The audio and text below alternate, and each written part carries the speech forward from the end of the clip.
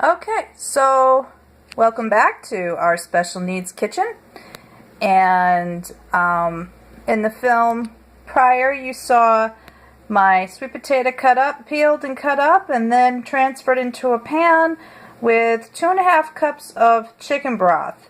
And like I said, I'm going to post all the ingredients that I use and the type of chicken broth that I used.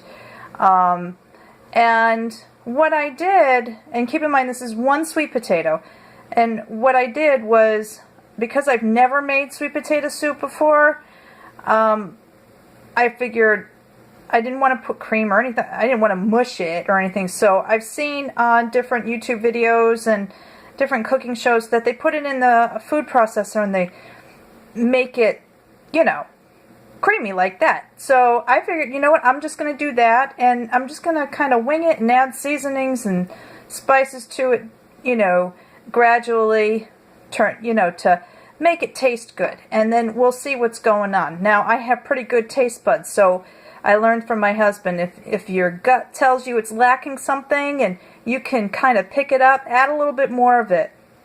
And recipes are guidelines, he tells me, and just go with your gut and go with your gut and make with your heart. So I love it when he encourages me like that. So thanks, Dave, for all that love and support. So I'll be back in a few minutes and to show you what it looks like. Okay, so it's me again, and I'm sorry I'm shaking. I'm doing this with one hand. And you see how it's thick like this? That's a little too thick for me. I'm not pleased with that. I guess I processed it too long, or, you know, a little too much. So what I'm going to do is, this is the chicken broth I used. I really like this chicken broth. It's really good. I would have much rather had the regular chicken broth, not the low sodium, but that's okay, because I might just put a little more salt in it. So I'm going to put, and like I said, I am probably doing this all wrong. So all you chefs out there, all you lady chefs out there, please comment, let me know what you think. And it's still a little too thick, so I'm going to put a little bit more. And for those of you who want to know, and again, sorry for the shaking, I'm just a shaky person. For those of you who have seen some of my, have read my blog entries and have seen a couple of my other videos, and I only have a few. If you're wondering why I call it our special needs kitchen, is because we have special needs kids in this house. So I really appreciate everybody's, all the mothers and fathers out there that have to go through what they have to go through on a daily basis. Autism spectrum disorders is a tough thing to deal with, and a lot of people need to have that support. So they need support, and so my heart goes out to all of you. And I want to just touch a little bit that what makes the difference with children with autism is their diet, is nutrition, is finding out different foods that make them behave the way they do, and finding out different foods that causes other health problems. It is time consuming, but if you have the opportunity, really research what foods causes different issues, because sometimes certain foods, like gluten, for example, and I know there's a lot on gluten, dairy, all that stuff can really affect kids with autism, ADD, ADHD, anything like that. Try making your own foods, like try making your own ketchup, because there's a lot of sugar in ketchup. That's one thing. Try making your own soups. Do freezer meals. Make your own breads. Anything that you can do where you know what's in your food is a blessing to your children and to yourself. I highly recommend that. I'm beginning to boil. This is beginning to boil, as you can see. So I'm going to pause this and taste it and add some seasonings if it needs to. Or sweet potatoes are naturally sweet in general, so sometimes you don't even need to add any more than just salt and pepper. So I'll be right back again.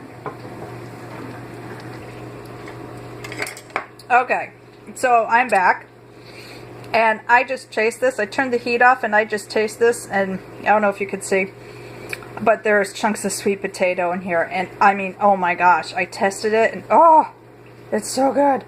Now, I'm not a chef or anything like that, but I have been cooking since I was 9 years old, and I have a lot of influences, culinary influences in my life. My father, yes, even my mom, even though she doesn't cook, but my mom definitely, I'm going to give her props. She used to make soup and hold me, because I was a baby. I was very sick when I was a baby. Some of my first memories is from my mom holding me and singing "Hold Me While I Cook." She'd sing "Hold Me While I Cook," and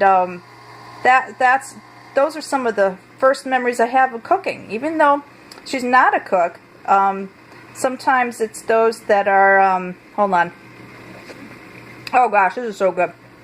Sometimes it's those first memories of cooking that really sets the precedent for the rest of your life.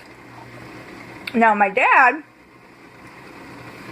as special as he is too, my dad is a connoisseur of all different kinds of cooking. He really can take anything from the kitchen, the refrigerator, to the cabinets, and he can make something gourmet. And he taught me that presentation is the key. And Rachel Ray even says that. I believe the quote that she gave on one of the cooking shows is, "The first taste is with your eye," or something like that. I'm not sure. But my dad has always taught me that presentation is the key to a good appetite. So I thank Dad for that. I also thank my sister Doreen for just pressing through the things that she goes through, and all the deliciousness of her parties and everything. Her macaroni salad's absolutely incredible. It's my favorite salad whenever I go over there. You know, that picnic comfort food. My sister Debbie with her Rice Krispie treats that I was raised on.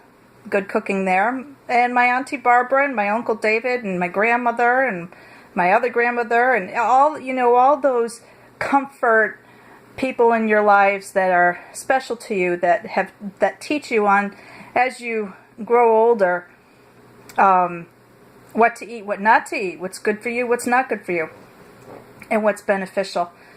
So having all that education, I've learned to just put together recipes that have no cookbooks attached to it, no recipes attached to it whatsoever. And when I met my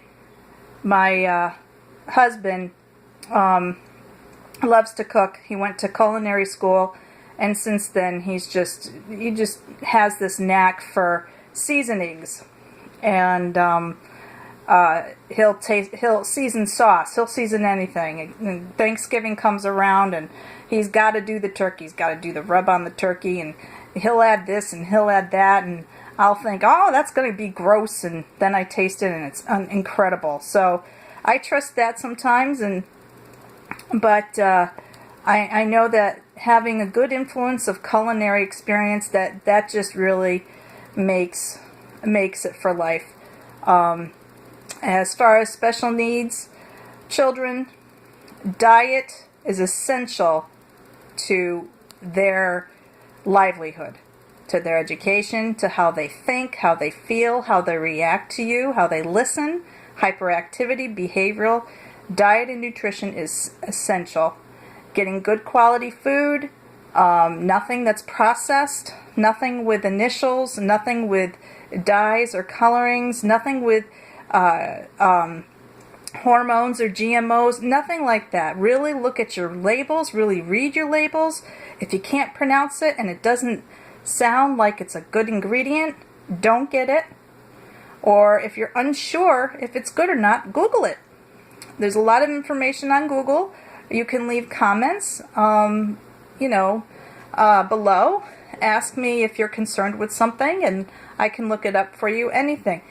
We all special needs parents really need to support each other, be there for each other, and help one another out. So if you need prayer or would like to just talk a little bit, chat, you can find me on Facebook. I'll post the link below. If you'd like to do a clean eating challenge with me, I'll post a link below. And or if you'd like to try this very simple, I want to stick my spoon back in there, but I can't. This very simple sweet potato soup. You can just put in your interest in the comment below. I'll put what I think the recipe is. I think it's more of a procedure. So I hope you like this video, and I hope to hear from you soon. I'm new at filming with YouTube, so any comments, suggestions of what I can do better, if this is fine, let me know, and I hope you have a blessed day. Have a good one, and thank you for stopping by at our Special Needs Kitchen. Talk to you soon. Bye.